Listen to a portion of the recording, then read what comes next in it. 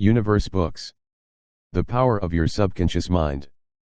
By Dr. Joseph Murphy, Ph.D., 1963. This is an audiovisual project, derived from the original classic book. Produced by Universe Books Channel. All rights reserved. Chapter 7, The Tendency of the Subconscious is Lifeward. Over 90% of your mental life is subconscious. If you fail to make use of this marvelous power, you condemn yourself to live within very narrow limits. Your subconscious processes are always lifeward and constructive. Your subconscious is the builder of your body and maintains all its vital functions. It is on the job 24 hours a day and never sleeps. It is always trying to help and preserve you from harm. Your subconscious mind is in touch with infinite life and boundless wisdom, and its impulses and ideas are always lifeward. The great aspirations, inspirations, and visions for a grander and nobler life spring from the subconscious. Your profoundest convictions are those you cannot argue about rationally because they do not come from your conscious mind, they come from your subconscious mind. Your subconscious speaks to you in intuitions, impulses, hunches, intimations, urges, and ideas.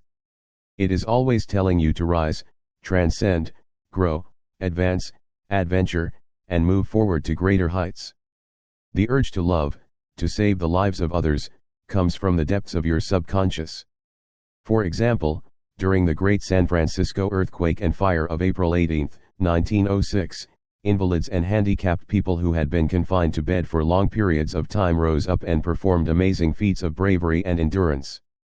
The intense desire welled up within them to save others at all costs, and their subconscious responded accordingly. Great artists, musicians, poets, speakers, and writers tune in with their subconscious powers and become animated and inspired. Robin Louis Stevenson, before he went to sleep, used to charge his subconscious with the task of evolving stories for him while he slept. He was accustomed to ask his subconscious to give him a good, marketable thriller whenever his bank account was low. Stevenson said the intelligence of his deeper mind gave him the story piece by piece, like a cereal. This shows how your subconscious will speak lofty and wise sayings through you that your conscious mind knows nothing about. Mark Twain confided to the world on many occasions that he never worked in his life. All his humor and all his great writings were the result of his ability to tap the inexhaustible reservoir of his subconscious mind. How the body portrays the workings of the mind. The interaction of your conscious and subconscious mind requires a similar interaction between the corresponding systems of nerves. The cerebrospinal or voluntary system is the organ of the conscious mind. The autonomic system is the organ of the subconscious mind. The voluntary nervous system is the channel through which you receive conscious perception by means of your physical senses and exercise voluntary control over the movement of your body. This system has its control center in the cerebral cortex of the brain. The autonomic nervous system, sometimes referred to as the involuntary nervous system, has its centers of activity in other parts of the brain, including the cerebellum, the brainstem, and the amygdala. These organs have their own connections to the major systems of the body and support their vital functions even when conscious awareness is absent. The two systems may work separately or synchronously. For example, when a perception of danger arrives at the switching center in the cerebellum, messages are sent both to the conscious cortex and to the subconscious amygdala. The person's defensive abilities may start to respond to the danger even before the danger is consciously noticed and evaluated. A simple way of looking at the mental and physical interaction is to realize that your conscious mind grasps an idea that is parallel to a corresponding series of electrical impulses in your voluntary system of nerves. This in turn causes a similar current to be generated in your involuntary system of nerves, thus handing the idea over to your subconscious mind, which is the creative medium. This is how your thoughts become things. Every thought entertained by your conscious mind and accepted as true is sent by your cortex to the other organs of the brain that support your subconscious mind, to be made into your flesh and to be brought forth into your world as a reality. There is an intelligence that takes care of the body. When you study the cellular system and the structure of the organs, such as eyes, ears, heart, liver, bladder, and so on, you discover that they consist of groups of cells that form a group intelligence that allows them to function together. They are able to take orders and carry them out in deductive function at the suggestion of the master mind, conscious mind. A careful study of the single-celled organism shows you what goes on in your complex body. Though the monocellular organism has no organs, it still gives evidence of mind action and reaction performing the basic functions of movement, alimentation, assimilation, and elimination. Many say there is an intelligence that will take care of your body if you let it alone. This is true in a sense. The difficulty is that the conscious mind always interferes with its sensory evidence based on outer appearances. These lead to the sway of false beliefs, fears, and mere opinion. When fears, false beliefs, and negative patterns are made to register in your subconscious mind through psychological, emotional conditioning, there is no other course open to the subconscious mind except to act on the blueprint specifications offered it. The subconscious mind works continually for the common good. The subjective self within you works continuously for the general good, reflecting an innate principle of harmony behind all things. Your subconscious mind has its own will, and it is very real in itself. It functions night and day, whether you will it or not.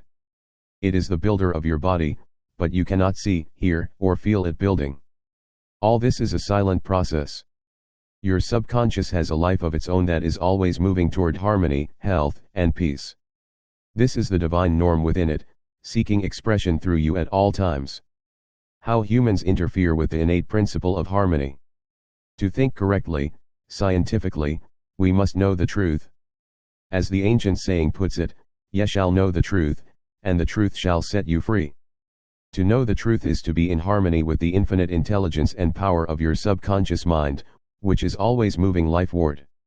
Every thought or action that is not harmonious, whether through ignorance or design, will result in discord and limitation of all kinds. Scientists inform us that you build a new body every 11 months, so from a physical standpoint you are really only 11 months old. If you build defects back into your body by thoughts of fear, anger, jealousy, and ill will, you have no one to blame but yourself. You are the sum total of your own thoughts. You can keep from entertaining negative thought and imagery. The way to get rid of darkness is with light, the way to overcome cold is with heat, the way to overcome the negative thought is to substitute the good thought. Affirm the good, and the bad will vanish. Why it's normal to be healthy, vital, and strong, abnormal to be sick. The average child born into the world is perfectly healthy, with all its organs functioning perfectly. This is the normal state, and we should remain healthy, vital, and strong. The instinct of self-preservation is the strongest instinct of your nature, and it constitutes a most potent, ever-present, and constantly operative truth, inherent in your nature. All your thoughts, ideas, and beliefs must operate with greater potentiality when they are in harmony with the innate life principle in you, which is forever seeking to preserve and protect you along all lines. It follows from this that normal conditions can be restored with greater ease and certainty than abnormal conditions can be induced. It is abnormal to be sick. The condition of sickness simply means you are going against the stream of life and thinking negatively. The law of life is the law of growth. All nature testifies to the operation of this law by silently, constantly expressing itself in growth. Where there is growth and expression, there must be life, where there is life there must be harmony, and where there is harmony, there is perfect health. If your thought is in harmony with the creative principle of your subconscious mind, you are in tune with the innate principle of harmony. If you entertain thoughts that are not in accordance with the principle of harmony, these thoughts cling to you, harass you, worry you, and finally bring about disease, and if persisted in, possibly death. In the healing of disease, you must increase the inflow and distribution of the vital forces of your subconscious mind throughout your system. This can be done by eliminating thoughts of fear, worry, anxiety, jealousy, hatred, and every other destructive thought. These tend to tear down and destroy your nerves and glands, body tissue that controls the elimination of all waste material and keeps the organism in a state of purity. Pott's disease cured. Pott's disease, or tuberculosis of the spine, used to be a terrible scourge of children. One child who contracted it was named Frederick Elias Andrews, of Indianapolis, Indiana. The disease made him a twisted cripple who could not walk and had to go about on his hands and knees. His physician pronounced him incurable. Andrews refused to accept that verdict. He began to pray. He created his own affirmation, repeating it over and over many times a day and mentally absorbing the qualities he needed. I am whole, perfect, strong, powerful, loving, harmonious, and happy. He made this prayer the last utterance on his lips at night and the first in the morning. He prayed for others as well, sending out thoughts of love and health. This attitude of mind and way of prayer returned to him multiplied many times. His faith and perseverance paid off with big dividends. When thoughts of fear, anger, jealousy, or envy drew his attention, he would immediately start his counteracting force of affirmation going in his mind. His subconscious mind responded according to the nature of his habitual thinking. He became a strong, straight, well-formed man. This is the meaning of the statement in the Bible, "Go thy way, thy faith hath made thee whole." Mark 10, verse 52. How faith in your subconscious powers makes you whole. A young man who came to my lectures on the healing power of the subconscious mind had severe eye trouble. His ophthalmologist told him he would have to have a delicate, risky, operation. After learning about the scientific basis of prayer, the young man said to himself, "My subconscious made my eyes, and it can heal me." Each night, as he went to sleep, he entered into a drowsy, meditative state, the condition akin to sleep. His attention was immobilized and focused on the eye doctor.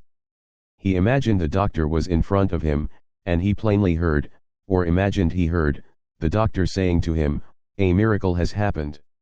He heard this over and over again every night for 5 minutes or so before going to sleep. 3 weeks later he had another appointment with the ophthalmologist who had examined his eyes. The physician examined him again, then exclaimed, "This is a miracle." What had happened? This man impressed his subconscious mind, using the eye doctor as an instrument or means of convincing it and conveying the idea. Through repetition, faith, and expectancy he impregnated his subconscious mind. His subconscious mind had made his eye. It held within it the perfect pattern or blueprint of the eye's normal, healthy structure. Once impregnated with the idea of restoring the eye to its healthy state, it immediately proceeded to heal the eye.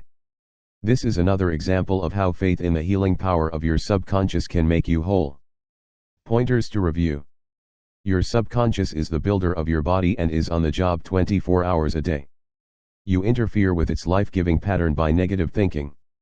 Charge your subconscious with the task of evolving an answer to any problem, prior to sleep, and it will answer you. Watch your thoughts. Every thought accepted as true is sent by your conscious cortex to your subconscious brain structures and is brought into your world as a reality.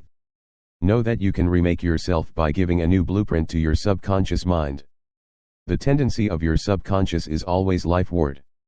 Your job is with your conscious mind. Feed your subconscious mind with premises that are true. Your subconscious is always reproducing according to your habitual mental patterns. You build a new body every 11 months. Change your body by changing your thoughts and keeping them changed. It is normal to be healthy. It is abnormal to be ill. There is within the innate principle of harmony. Thoughts of jealousy, fear, worry, and anxiety tear down and destroy your nerves and glands, bringing about mental and physical diseases of all kinds. What you affirm consciously and feel as true will be made manifest in your mind, body, and affairs. Affirm the good and enter into the joy of living. Well, here we finished this chapter of the book. Continue to listen in the next chapter. If you liked this video, if it brought a valuable information to you, you can help us clicking the like button. It is a positive sign for YouTube to suggest this audiobook to other people, and help the channel's growth. If you think that this video made your reading easier, if you think that it made your reading faster and more practical, if you think that we should launch more like this, write a comment here. We would like to know your opinion. It is very important for us. Remember to subscribe, and you will be informed when we launch new videos. Thank you for watching. See you in next chapter. Be always welcome. Production, Universe Books, copyright 2016.